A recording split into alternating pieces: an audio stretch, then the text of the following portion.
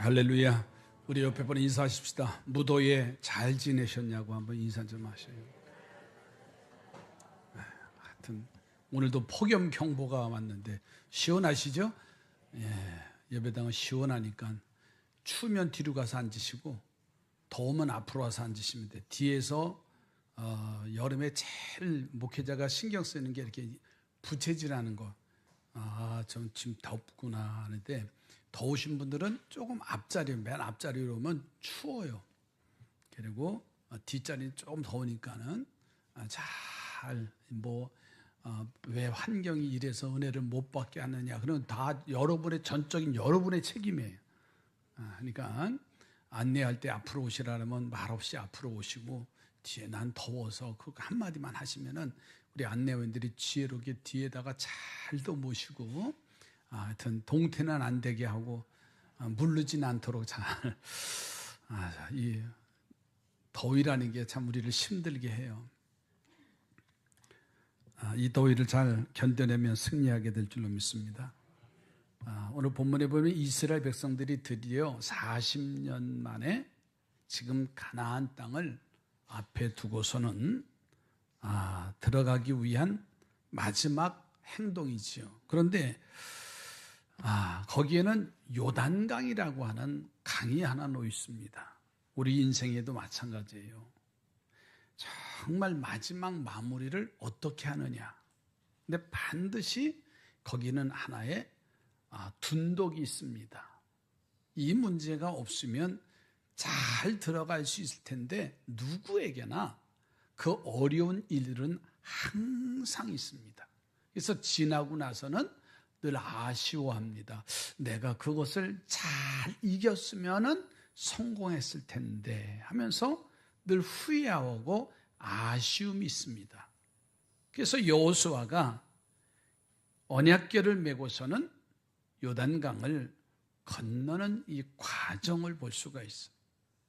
그런데 마치 그 시기는 요즘과 같이 이제 봄에 수확을 하는 보리 수확을 하고 밀을 수확하는, 그러니까 몸에 거두는 시기다. 성경에 그렇게 되어져 있는데 근데 마침 비가 많이 와요.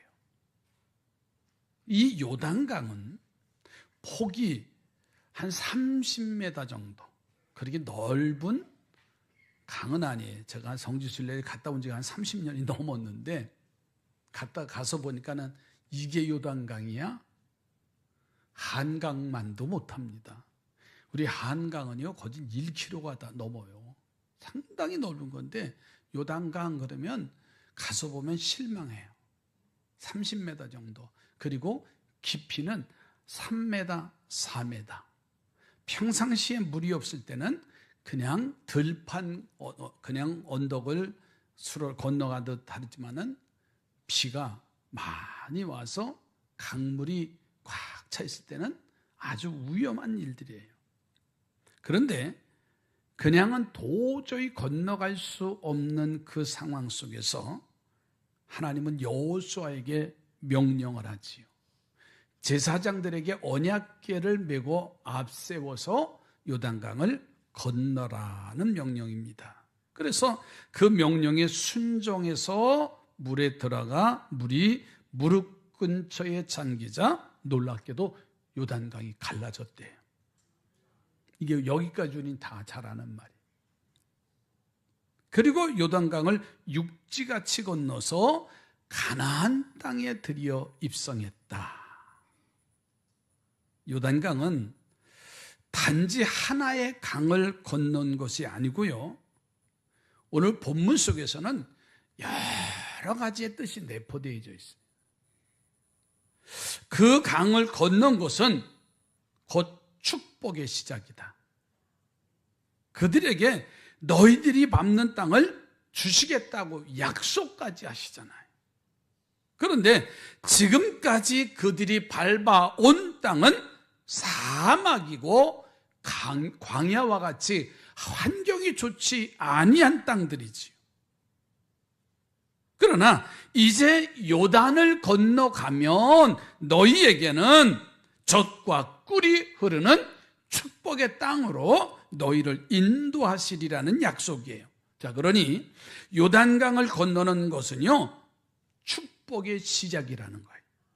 그래서 요단강을 건너는 것은 아주 중요한 의미가 있습니다. 그런데 우리는 요단강이 갈라진 기적에 대해서만 관심이 있어요. 이미 교회학교 아이들도 다 알아요. 하지만 우리가 이 시간 더 관심을 가져야 하는 영적인 성숙함이 뭐냐면, 어떻게 요단강이 갈라졌느냐고 하는 것이 아니고요, 왜 요단강이 갈라질 수밖에 없느냐, 여기에 관심을 우리가 가져야 돼요.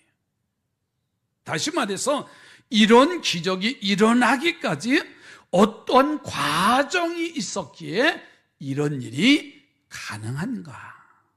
저는 그래서 오늘 말씀의 제목을 이렇게 붙였어요. 한번 따라서 합시다. 이런 일이 가능한가. 여러분, 요단강이 갈라지고 육지같이 건너는 일이 가능하냐라고 하는 물음이에요. 우리가 사는 세상이 바로 이러한 요단강이 갈라지는 기적이 필요한 시대에 살고 있기 때문에 그래요. 여러분 보세요. 우리 사는 시대가 사막과 같은 환경입니다. 그런데 거기서 요단강이 갈라지듯 하나님의 기적이 이루어져야 내가 살 수 있는 그러한 시대가 되기 때문에 그렇다고 말이에요.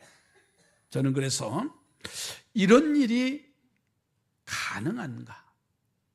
가능한가라고 물을 때 거기 답은 이 말입니다. 첫째는 섬기는 부지런한 자가 되어야 가능하다. 부지런히 섬김이 있어야 요단강이 갈라지는 일들이 가능하다는 거예요. 자, 오늘 보면 1절 말씀을 다 함께 보실까요? 또 여호수아가 아침에 일찍이 일어나서 그와 모든 이스라엘 자손들과 더불어 시딤에서 떠나 요단에 이르러 건너가기 전에 거기서 유숙하니라. 또 여호수아가 아침에 일찍이 일어나서 그와 모든 이스라엘 자손들과 더불어 시딤에서 떠나서 요단에 이르러 건너가기 전에 거기서 유숙했다라는 말씀. 자, 요단강이 갈라지기 전날 여호수아가 한 행위입니다. 이 여호수아는요, 아주 중요한 일을 할 때마다 아침에 일찍이 일어나는 지혜가 있었어요. 그리고 여리고를 점령할 때도요, 아침에 일찍이 일어나는 사건이 나와요. 이어서 아이성을 점령할 때도요, 여전히 아침에 일찍이 일어났다고 했습니다. 그리고 오늘 본문의 요단강을 건널 때도 역시 마찬가지였어요. 또 여호수아가 아침에 일찍이 일어났다. 이것이 바로요, 기적을 이루는 첫 번째 열쇠입니다. 아침에 일찍이 일어나는 자세는요, 여러 가지 뜻이 담겨져 있어요. 그 이유를 보니까는 첫째는 열심을 품는 자세입니다.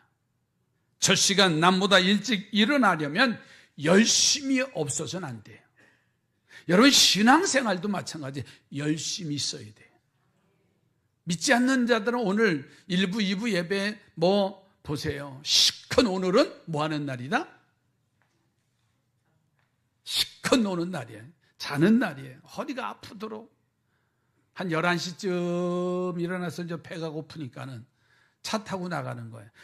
토요일 날, 주일 날은 대부분 11시 넘으면 차들이 밀려요. 그때 이제 이전하는 거예요. 근데 우리 믿음의 사람들은 언제부터? 아침에 일찍이 열심이라는 거예요. 열심히 있어야 여러분 이러한 일들이 일어나게 될 줄로 믿습니다. 그래서 두 번째는 또 하나의 의미는 제일 먼저 하나님을 찾는 자세예요. 여호수아가 얼마나 믿음이 좋으냐면 아침에 일찍이 일어나서 하나님 앞에 먼저 소제를 드리러 나와요. 제가 41년째 목회를 하지만 처음에는 아침에 일찍 일어나는 훈련이 안 됐어요. 오늘도 주일은 새벽 기도가 없는데 4시 반이면 전 일어납니다. 그러니까 일어나는 게 훈련이 됐는데 이 여호수아도 평생 아침에 일찍이 일어나서 먼저 배가 고파서 밥 먹었다는 소리가 하나도 없어요. 어떤 분은 배가 고파서 일어나는 분이 있는데 먼저 하나님 앞에 나와 예배드리는 행위. 그리고 하루의 일과를 시작하는 거예요. 제일 먼저 하나님을 찾는 자세는요, 하나님이 제일 좋아하는 성도의 자세인 줄로 믿습니다. 우리 옆에 보고 한번 이렇게 격려해 주세요. 아침에 일찍이 일어나시기 바랍니다. 저는 지금 새벽기도 나오라는 말 아니에요. 절대로 괜찮아요. 늦게 일어나는 게 문제지요. 보세요. 부지런한 사람은 무언가 하지만은 늦게 일어나는 사람들은 자기 할 일을 잘 감당하지 못하고 있어요. 그래서 시편 5편 2절 3절 말씀을 다 함께 보실까요? 나의 왕 나의 하나님이여 내가 부르짖는 소리를 들으소서. 내가 주께 기도하나이다. 여호와여 아침에 주께서 나의 소리를 들으시리니 아침에 내가 주께 기도하고 바라리이다. 아침에 주께서 나의 소리를 들으시리니 아침에 내가 주께 기도하고 바라나이다. 그래서 열왕기상 3장에 가서 보면요, 유다 왕 여호사밧이 이스라엘 왕을 도와서 이제 상대와 전쟁에 나가려고 연합을 해서 진을 칩니다. 그런데 그 진을 친 곳에 물 한 방울 나오지 않아서 그만 그 전쟁에 패할 수밖에 없는 환경이 나와요. 그래서 여호사밧이 하나님의 사람 엘리사에게 도움을 요청하러 찾아갑니다. 그랬더니 엘리사는 개천을 파라는 명령을 해요. 물 하나 나지 않는 사막 가운데 개천을 깊이 파라는 거예요. 그 명령을 듣고서는 다음날 아침에 여호사밧 왕은 일찍이 일어나서 하나님 앞에 소제를 드리고 그리고서는 개천을 파는데 비가 오지 않았음에도 불구하고 그 개천에 물이 가득 차는 일이 일어난 사건이 열왕기하 3장 20절이에요. 아침이 되어 소제 드릴 때에 물이 에돔 쪽으로부터 흘러와 그 땅에 가득하였더라. 이것이 바로요, 아침에 제일 먼저 하나님을 찾는 자의 축복이라는 거예요. 또 한 가지는 자원하는 마음이 있었기 때문에 부지런할 수밖에 없어요. 아침에 일찍이 일어나는 것은요, 마음에 하고 싶어야 가능합니다. 아브람 보세요. 100세에 낳은 아들을 하나님이 그를 모리아 산에 가서 번제로 드리라는 명령을 받아요. 얼마나 힘든 일입니까? 아들을 죽여서 그리고 번제를 드리는 거예요. 그런데 아브라함은요, 그 어려운 명령을 받고서는 아침에 일찍 일어나요. 그리고는 아들을 태워서 제사할 장작을 쪼갭니다. 통나무로는 잘 타지 않으니까는 그것을 잘 쪼개서 잘 타도록 장작을 준비합니다. 다시 말해서요, 자신의 아들이 잘 타도록 하기 위해서 장작을 쪼개었다는 말씀이 창세기 22장 3절 말씀에 나와요. 아브라함이 아침에 일찍이 일어나 나귀의 안장을 지우고 두 종과 그의 아들 이삭을 데리고 번제에 쓸 나무를 쪼개어 가지고 떠나 하나님이 자기에게 일러주신 곳으로 가더니. 억지로 하는 행동이면요, 이렇게 할 수 없어요. 하나님의 명령이니 아무리 어려워도 하겠다는 마음이 아브라함에게 생겼기 때문에 가능해요. 하나님은 사람의 겉을 보시는 분이 아니라 사람의 중심 마음을 보신다고 그랬어요. 그러니 아브라함의 마음을 보시는 하나님은요, 이 아브라함이 한 행동에 만족하시잖아요. 결국은 그가 칼을 들어서 아들 이삭을 번제로 드리려고 해하려고 할 때 하나님의 음성이 나옵니다. 그리고서는 그 양을 준비해 놓고서는 하나님의 아브라함에게 하신 메시지가 네가 이제야 나를 경외하는 줄을 알미라. 너의 진실한 마음을 나는 알고 있어. 여러분, 억지로 하는 행동이 아니라 자원하는 우리 삼산의 성도들이 되기를 주님의 이름으로 축복합니다. 여러분의 삶이 사막이 있는 환경과 같은 그러한 삶이랄지라도 요단강이 갈라지는 기적이 필요하다면 여호수아처럼 부지런히 섬기는 성도들이 되기를 다시 한번 부탁을 드립니다. 옆에 보고 축복하세요. 부지런히 신앙생활 하시기 바라요.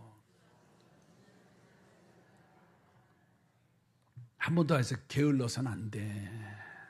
신앙생활도요, 절대로 게으른 사람 제대로 하는 거 못 봤어요. 아직도 자. 그러면서 하는 날이 왜 주일 못 지켰어요? 그랬더니 너무 피곤해서 오늘 꼭 쉬고 싶었다고. 아직도 자. 부지런합시다. 옆에 분도 다시 부지런합시다. 그러니까 사업하는 사람도 부지런해야 사업이 제대로 되는 거고요. 목회자도 부지런해야 제대로 되는 거예요. 저 농원에 과일들은요, 농부의 발걸음 소리를 듣고 자란다는 말이 있어요. 부지런하지 않으면요, 좋은 수확을 거둘 수가 없어요. 제 자랑 아니에요. 저는 포도 농사를 짓는 걸 보면서 목회를 배웁니다. 시간 되시는 분은 옥상에 다 올라가 보세요. 입이 쩍 벌려지실 겁니다. 그게 그냥 자라는 거 아니에요. 아침 저녁으로 가서 문안 인사드려요.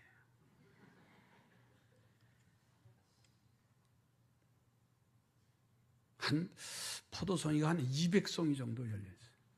어린아이들 데리고 올라오세요. 아이들은 되게 좋아합니다. 그 수영장도 어제 해놨어요. 공짜예요. 근데 어른들은 절대로 안 됩니다. 무너져요, 수영장이. 제가 왜 이런 말씀드려요? 부지런해야 무언가 이루어질 수 있다는 거예요.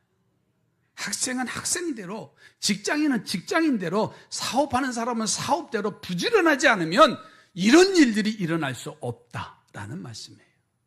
그것을 오늘 여호수아를 통해서 요단강이 갈라지는 그 기적과 같은 일들의 주인공이 되기를 기대하고 계신 거예요. 두 번째로는 3절, 4절 말씀을 보면 하나님을 경외하는 자에게 이러한 일들이 가능하다는 거예요.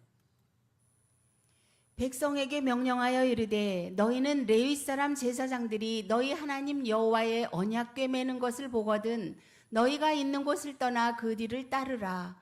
그러나 너희와 그 사이 거리가 2000 규빗쯤 되게 하고 그것에 가까이 하지는 말라. 그리하면 너희가 행할 길을 알리니 너희가 이전에 이 길을 지나보지 못하였음이니라 하니라. 아멘. 여호수아는 이스라엘 백성들에게 요단을 향하면서 아주 중요한 명령을 내리는데 그게 뭐냐면 하나님의 언약궤가 진행될 때에 이스라엘 백성들로 하여금 그것을 따라가라는 거예요.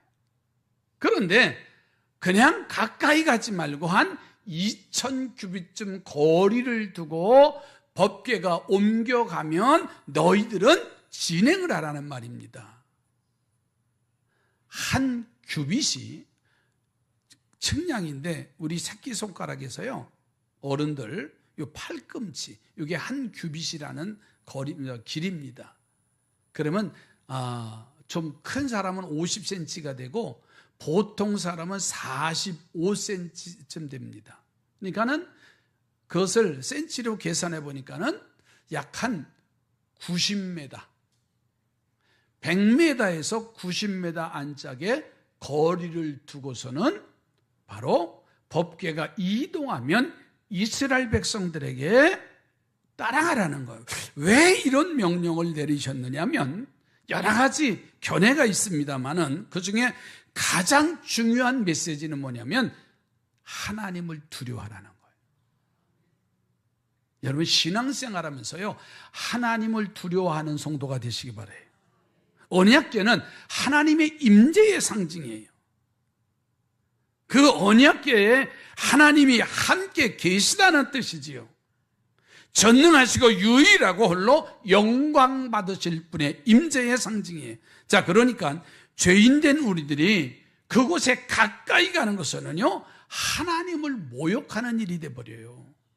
법궤가 방치된 것을 다윗 왕을 통해서 명령을 받습니다. 그래서 우사가 법궤를 옮겨오는 과정 속에 그만 법궤가 흔들리는 바람에 그 법궤를 잡다가 즉사를 합니다. 그런데 신기하게도 버려진 법궤를 오베데돔의 집에 3개월 동안 그 법궤가 이제 안치하고 있는데 그 가정에 평생 쓰고도 남는 복이 나와요. 이 말이 뭐예요? 신앙생활 하는 사람은요, 하나님을 두려워하라는 거예요. 옆에 보고 하나님을 두려워하며 섬깁시다. 그러니까 우리가 말할 때도 함부로 하나님 헐떡, 뭐 신앙생활인데, 야 주일날 어디 놀러 갔다 오도 하나님 딱 건드리지도 않는다. 절대로 그러지 마세요. 11조 안 해도 나 잘만 살더라. 절대로 그런 말 하지. 하나님은 두려움의 대상이 돼야 돼요. 우리 행동도 마찬가지입니다. 하나님이 보고 계시다. 하나님이 듣고 계시다. 그러니까 하나님을 경외하는 자의 삶이 있어야만이 이러한 요단강이 갈라지고 그것을 육지같이 건너는 기적과 같은 일들이 일어난다는 거예요. 이사야 청년이 성전에 들어가서 하나님을 만나고 나서 이사야서 6장 5절에 이런 고백을 해요. 그때에 내가 말하되 화로다 나여 망하게 되었도다. 나는 입술이 부정한 사람이요 나는 입술이 부정한 백성 중에 거주하면서 만군의 여호와의 신왕을 배웠음이로다 하였더라. 이사야 청년이 성전에 올라가서 하나님을 보고 나서 나로 망하게 됐다는 거예요. 내 입술이 부정했다는 거예요. 그러면서 하나님을 뵙기 때문에 탄식하는 이유가 바로 그거예요. 여호수아는 하나님의 언약궤를 멀리서 따라가라고 명령합니다.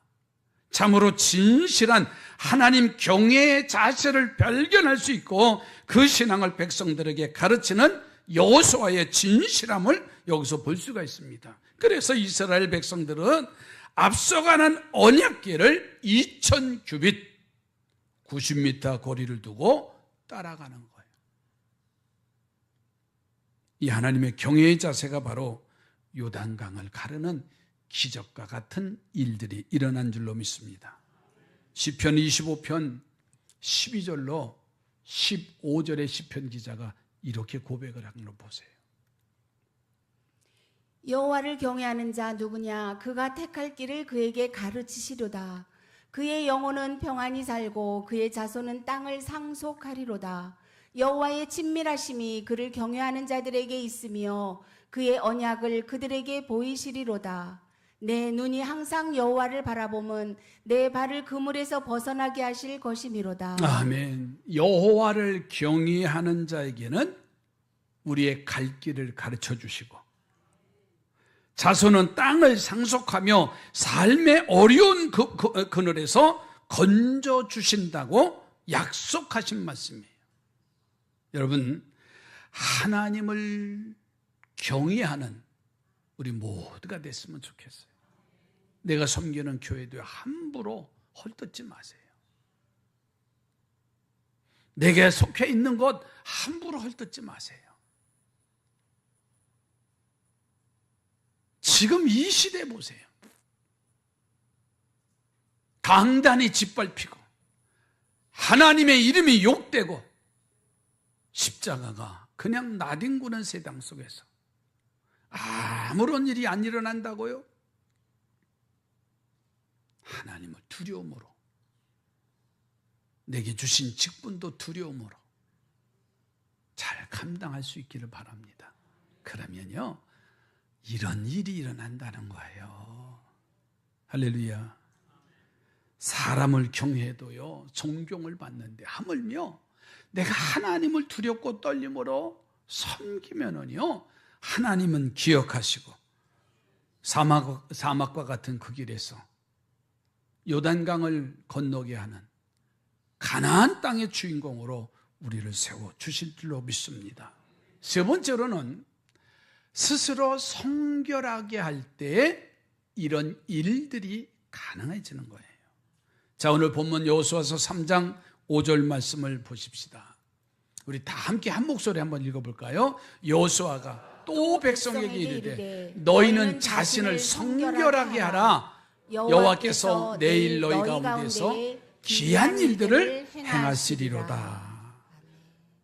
여호수아는 백성들에게 언약궤를 하나님 경외의 신앙으로 쫓으라고 명령을 하고는 곧이어서 자신을 성결하게 하라는 명령을 받아요. 그러면 하나님이 귀한 일들을 너희에게 행하신다는 말씀이잖아요. 요단강이 갈라지는 세 번째 요인을 여기서 찾아보는 거예요. 그게 뭐냐? 성결은요, 자신을 깨끗게 하는 거예요. 영적인 의미는 자신의 죄를 떠나서 정결케 되는 일인데, 그런데 그보다 더 중요한 일이 있는데 뭐냐면 스스로 해야 한다는 거예요. 이것은 자신이 죄에 오염되어 있다는 것을 느끼는 사람이 되어야 한다는 겁니다. 어린아이들은요, 씻는 것을 좋아하지 않아요. 밖에서 놀다가 그냥 손이 새카맣고 얼굴에 그냥 떼국물이 껴치쳐 했어도요, 아이들은 집에 들어오면 씻을 줄 몰라요. 왜 그렇죠? 단 한 가지예요. 더러운 줄 몰라서. 괜찮은데, 근데 엄마는 난리치는 거죠. 이놈아 냄새 난다. 너 머리서부터 요즘같이 땀은 그냥 번복하는데 가서 샤워하고 목욕하고 나오라는 거예요. 여러분, 더러운 줄 모르면, 냄새 나는 줄 모르면 여전히 우리는 그 상황에 있을 수밖에 없어요. 만약에 내 손에 더러운 이제 오물이 묻었다고 보여지면 우리는 어떻게 해요? 씻으래 소리를 하지 않아도 씻을 수밖에 없어요. 그러나 내 손에, 내 눈에 더러운 줄 모르니까, 내 심령 속에 더러운 줄 모르니까는 회개가 안 나오는 거예요. 요단강이 갈라지는 기적이 필요하십니까? 나 자신을 바라보고요, 세상과 죄로부터 나 자신을 구별하기를 주의 이름으로 축복합니다. 우리의 성결의 행동은 외형적인 것이 돼서는 안 돼요. 겉은 번지르한 것 같지만 내 속에서 일어나는 더럽고 추한 일들, 누구도 알 수 없습니다. 오염되어 있는 것은 나 자신만이 아는데 그것조차도 오염되어져 있는 줄 몰라요. 왜 그럴까요? 우리의 심령이, 양심이 화이 맞은 것 같아요. 죄인 줄 모르고, 그것이 하나님이 싫어하는 줄 모르고 여전히 우리는 육신에 속해서 끌려갈 수밖에 없는 그 상황이에요. 요단강이 갈라지는 기적이 여러분의 삶에 필요하십니까? 어떻게 갈라지는가가 중요한 게 아니에요. 왜 갈라질 수밖에 없는가가 더 중요한 일입니다. 부지런히 섬기는 우리 삼산의 성도들이 되기를 주의 이름으로 축복합니다. 그리고 스스로 회개하고 성결하십시오.